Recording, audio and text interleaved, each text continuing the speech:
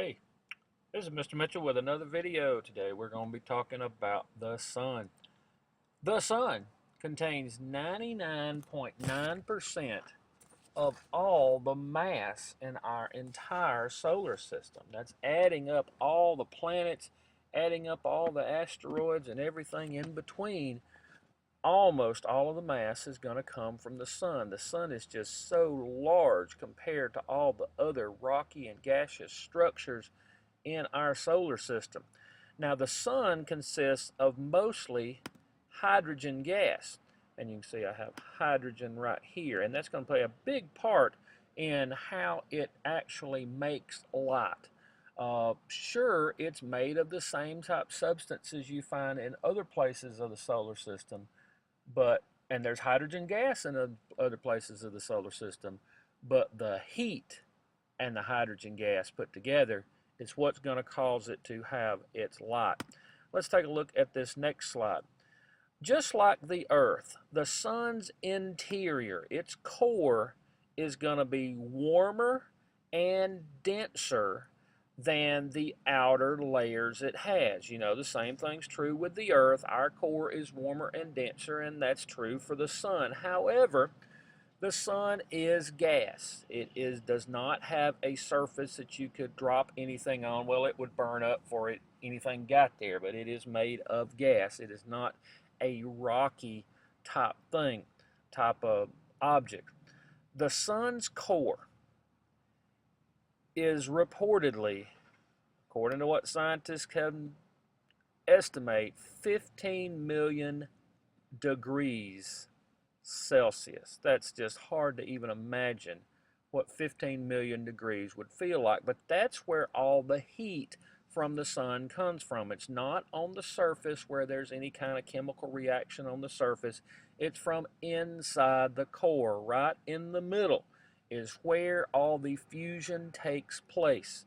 The fusion is when you have the hydrogen gas, and right down here we have what's called deuterium and tritium. You'll find out in a couple of years that those are forms of hydrogen. But anyway, it's hydrogen. The forms of hydrogen, two of them go together to make a helium. Now there is a neutron out here, but the helium's not what makes all the light, it's the energy. You have fusion, which makes an incredible amount of energy. You'll also study at some point fission. Fission is taking one molecule and turning it into two. Fusion is taking two molecules and turning it into one. And both of them give off quantum amounts of energy. And that's where the light comes from in our sun, and the same thing with any star in the universe. Also, like the Earth, the sun rotates. Now, scientists did not know this for a long, long time until they started studying sunspots. But yeah, it spins. The sun spins just like the Earth does. But you wouldn't know it just by a day-to-day interaction with the heat from the sun. The core's intense heat produces this fusion where hydrogen gases combine to form helium. And this is what gives out the enormous amount of energy that comes from the sun. Now, this energy from the core travels through several layers before it gets to the outside of the sun. The sun's surface is bumpy, but you may remember this is gas. This is not a rocky type bumpy. It looks bumpy because of all the swelling up convection of all the heat. It's kind of like trying to put some kind of blanket on something which is constantly pushing up on it. So that's why you have a bumpy outside to the sun, or at least that's what it looks like whenever you're able to get a picture that can get a shot of the surface of the sun. The sun's outermost layer is the corona. Now, the corona is not anything that's in orange here. The corona is this light, this white light that's all around here. Now, this white light on a daily basis, we don't really get to see this white light because we're getting so much light from the rest of the sun. But this corona really is big. This corona, the corona from the sun, extends out several million miles. Several million miles are these white streaks that seem to come out from the sun, but they're kind of what you might say the outer part of their atmosphere. Several million miles, but we really only see them at one point. We see them during a solar eclipse. And here's a photograph of a previous solar eclipse. The moon is in front of the sun, blocking out what we see of the sun, but all we get to see is this corona here. This outer halo, I guess you might say, is what the corona is. And you can see it extends way out from the sun. The light from the sun, the corona, and the regular light takes about 8 minutes to reach the earth. So if we were to ever have the sun explode, we would have 8 minutes before we have results from that, bad results from that. Something you might not realize plays such a big part even on the earth is the sun's magnetic field. Now, I looked at an interpretation right here of the sun's magnetic field, and this is probably has a little artistic drawing to it, but you can see all these lines which are going back and forth and up and down. And do you know that you have a magnetic field around like a magnet, where one part of the magnet is attracted to the other part of the magnet, and anything that comes in that magnetic field that is metal can be repelled or it can be attracted, and you kind of have that field around a magnet. The sun is like a huge magnet. So you have things that are constantly repelled and constantly all these electrical charges that are constantly either attracted or repelled. And that actually plays a part in several things that have to do with the sun, and one of them is sunspots. Sorry, I'm on the wrong page. Here we are. One of them is sunspots. Oh, sorry. Sunspots are places on the sun's atmosphere that are cooler than the surrounding areas. Keep in mind, you have sunspots because of the interactions of the magnetic field. The magnetic field gets twisted into different positions in the sun as it rotates, and as a result, you have some spots which are cooler than other spots, and it is the sunspots which are cooler. Now you can see a kind of a picture of a whole lot of sunspots right here. They are actually not dark, even though they appeared. They're brighter. Well, they're not as bright as the surrounding, but they would actually be kind of bright if it weren't for all the intense amount of brightness around them. So that's kind of what the deal is with the sunspots. Now, sunspots follow a cycle of about 11 years. About every 11 years, you have a lot of sunspots, and as the sun rotates and as our position goes around the sun, then there are sometimes when there are no sunspots, and sometimes where there are. It just kind of is a cyclical type of thing. Sunspots move across the sun's surface as it rotates, and that's how scientists realize that the sun must be rotating, because these spots appear to move around. Now, since the sun is not solid, some of these sunspots rotate faster than others. So it's not exactly like the Earth in the constant rotation that it has, but some of them just rotate faster because you're looking at a gas object out there.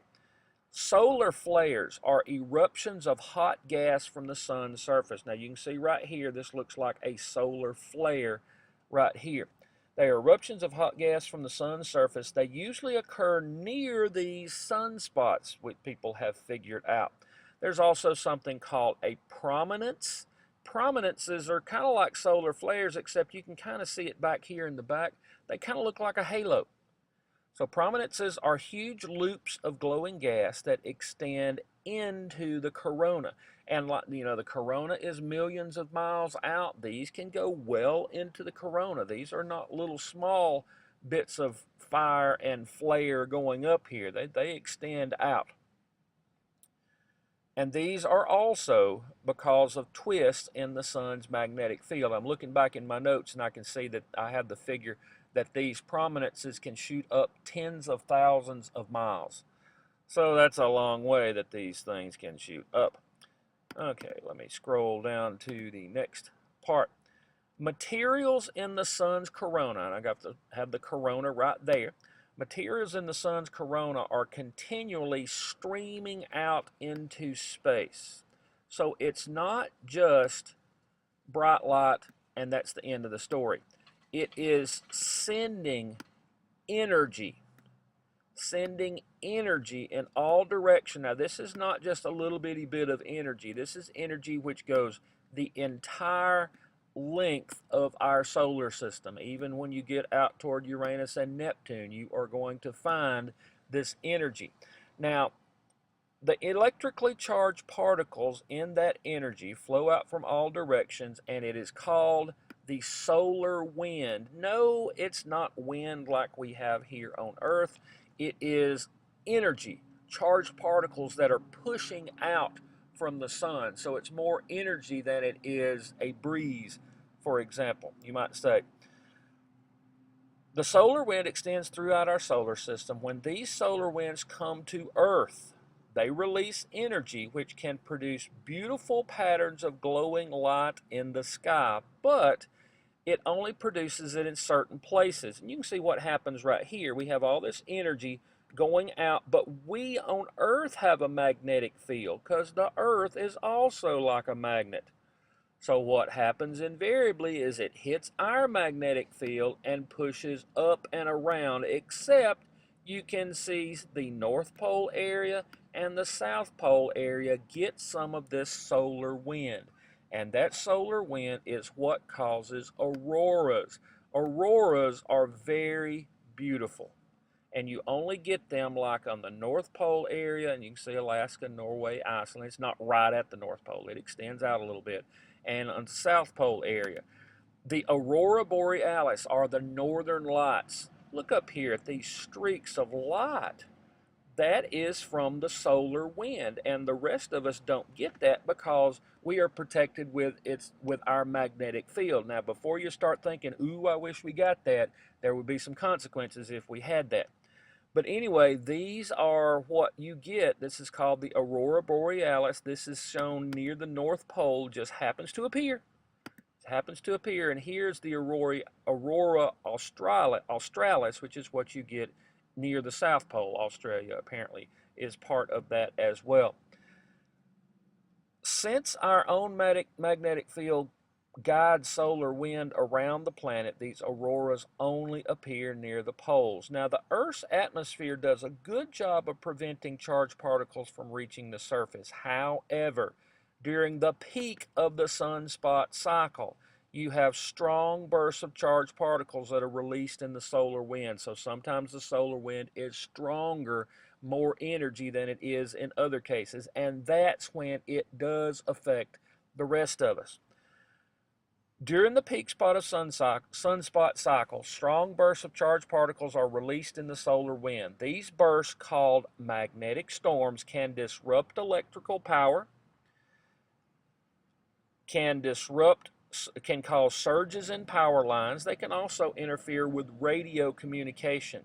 I have heard sometimes these are called, and oh, we have more sunspots. It's not that you really have more sunspots. It's just that the solar wind that happens to come from those areas near the sunspots is a little bit stronger. So they can also interfere with radio communications. Items in orbit around the Earth, however, don't have an atmosphere to protect them from these solar winds. So any kind of satellite or even person in space or space station that is out here, they have had some problems with some of these magnetic storms before. And satellites, for example, can be destroyed or damaged by these magnetic storms. Hey, I hope you learned a lot about the sun.